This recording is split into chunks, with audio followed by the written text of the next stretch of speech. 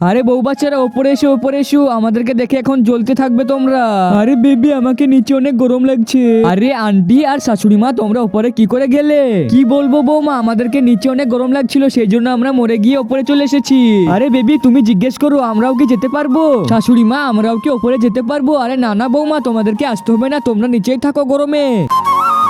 Baby তুমি একটু বুদ্ধি খাটাও, আমরা উপরে কি করে যাব এখন? আমার মাথায় একটা বুদ্ধি এসেছে, চলো। আরে বেবি তুমি একটা কথা জানো উর্মিলা বৌদির ব্যাপারে? আরে কি হয়েছে বেবি? আরে বেবি তুমি কি জানো না উর্মিলা বৌদি কি করেছে? আরে না না বেবি আমি শুনবো না, চুপ করে থাকো। আরে উর্মিলা বৌদির ব্যাপারে কি কথা বলছে? আরে মা দেখো তো কি কথা বলছে।